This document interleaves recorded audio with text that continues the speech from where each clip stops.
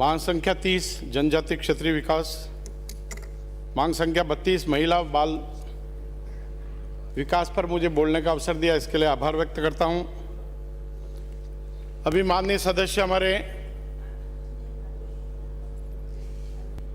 उनको जब देखता हूं या इस जयपुर को क्षेत्र को देखता हूं पूरा, मैं अनेक गांवों में घुमा हूं मैं, तो दृश्य ऐसा लगता है कि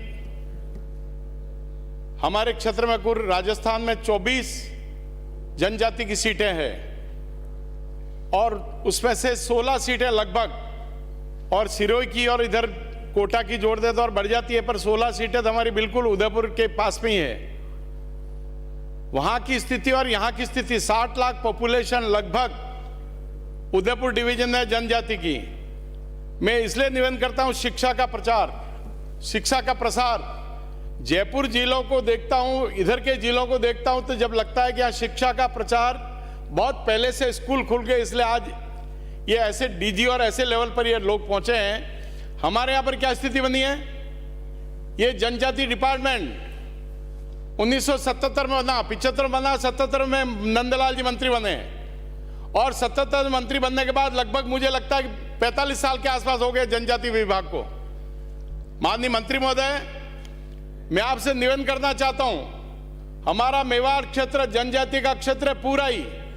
आप कोई आपके मंत्री रहते हुए 1-2 गांव मॉडल डेवलप करिए जहां आदिवासी भाई, आज मैं नजर दौड़ाता हूं, मेवाड़ में 60 लाख की पॉपुलेशन है, आईएएस कितने हैं, आरएस कितने हैं, शायद 4 नाम भी आईएएस के जबान पर नहीं आते हैं। ऐसी स्थिति हमारे यहाँ की है। माननीय मंत्री महोदय, माननीय सभापति महोदय, आपके माध्यम से निवेदन करना चाहता हूं, कोई मॉडल गांव डेवलप करके उसमें सब प्रकार की सुविधाएं दीजिए। स्पेशल मुख्यमंत्री जी से परमिशन लेकर के, ये एक आदिवासियों का जनजाति का मॉडल गांव है, यहाँ पर सारी सुविधाएं, स्कूल है, हॉस्पिटल है, बच्चों का हॉस्टल है। मैं बहुत ज्यादा इस विषय पे आपसे निवेदन करना चाहता हूं। भैरव सिंह जी ने आरक्षण दिया, स्थानीय निकाय में भी दिया और पंचायत राज में दिया। आज जो लीडरशिप थोड़ी बहुत डेवलप हुई है, शिक्षा का थोड़ा बहुत प्रचार हुआ है, वो भैरव सिंह जी के देने के कारण हुआ है। केंद्र की सरकार ने, मैं धन्यवाद देता हूं कि केंद्र सरकार ने एक आदिवासी बहन को भारत का राष्ट्रपति पहुंचाया,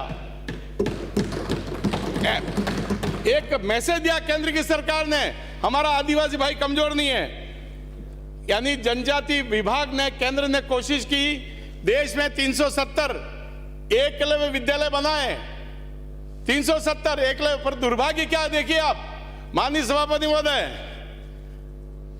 हमारे गोगुंदा में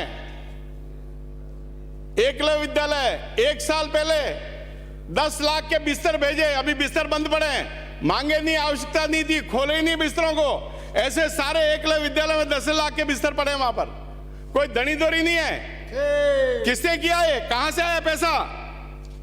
आप माननीय मुख्यमंत्री जी मानगढ़ धाम डेवलप करने के लिए कहा, मानगढ़ धाम को राष्ट्रीय स्मारक प्रधान घोषित नहीं किया।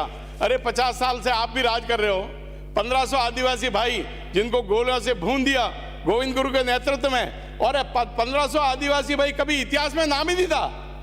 ये तो भाजपा सरकार है, उनका मानगढ़ धाम को प्रसिद्ध किया। मोदी जी जब मुख्यमंत्री थे, एक बड़ा कार्यक्रम हुआ, मैं वहां गया हूं 2013 में, उस कार्यक्रम मानगढ़ धाम को प्रसिद्ध किया। आदिवासी का योगदान का जहां तक सवाल है, माननीय सभापति महोदय, हमारे इतिहास में चाहे निषाद राज हो, चाहे केवट हो, चाहे शबरी हो, अर्जुन के लिए कहते हैं अर्जुन रास्ता भटक गए थे, वो नागालैंड के आदिवासी भाइयों में गए, वहां की राजकुमारी आदिवासी उलूपी से विवाह किया, और उस राजकुमारी के विवाह करने के बाद उनका एक पुत्र हुआ जिसका, अर्जुन के पुत्र का नाम हीरावन था। हमारे यहां पर कालीबाई का बहुत प्रसिद्ध नाम है।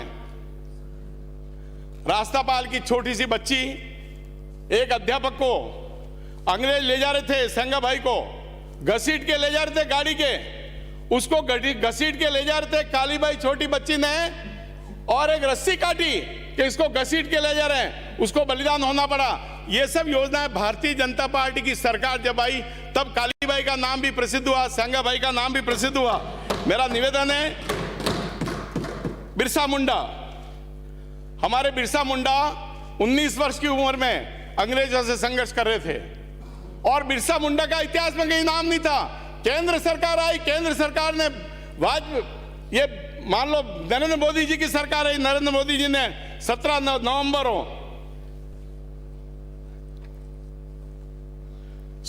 1913 को तो मानगढ़ धाम का इतिहास रचा। परंतु हमारे यहां पर क्या होता है, मैं निवेदन करना चाहता हूं माननीय सभापति महोदय,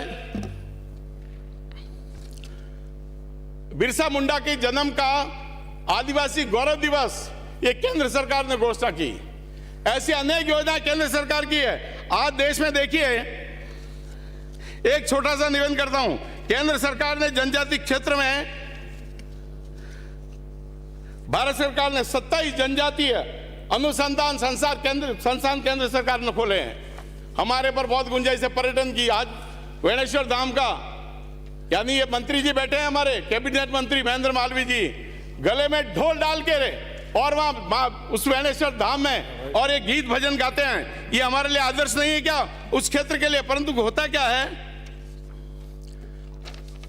केंद्र सरकार पैसा बहुत देती है टीएडी में। उस पैसे का क्या होता है माननीय सभापति महोदय, टीएडी विभाग में फर्नीचर घोटाला, माननीय मंत्री महोदय, मनचाही फर्म को 69% ज्यादा रेट पर 10 करोड़ का टेंडर, दर बढ़ी तो सामान घटा दिया। जब राज्यपाल महोदय ने हस्तक्षेप किया तो जांच अधिकारी किसको बनाया? वहीं के डिपार्टमेंट के लोगों को जांच अधिकारी बना दिया।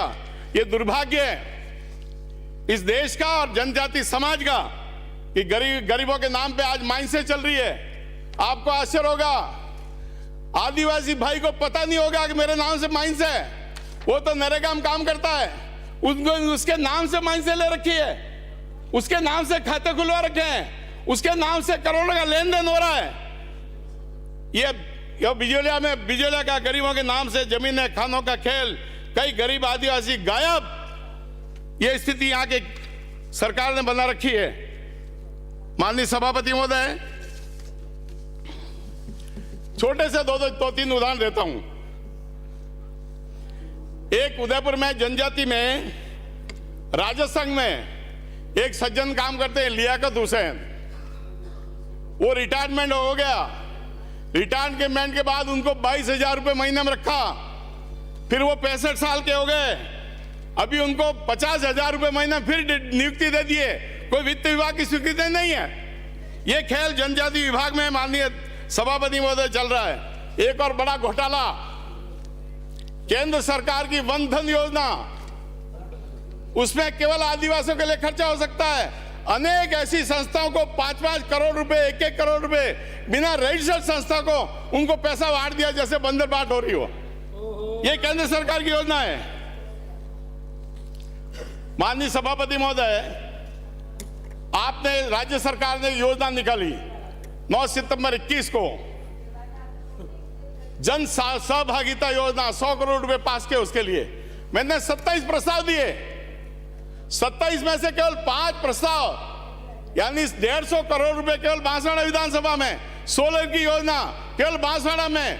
यानी मुझे तो मंत्री महोदय निवेदन ये करना चाहता हूं, कुशलगढ़ में लगा देते, 2 मिनट बागीदोरा में लगा देते, आपके घाटोल में लगा देते, डूंगरपुर में लगा देते, परंतु कहीं नहीं लगाया। ये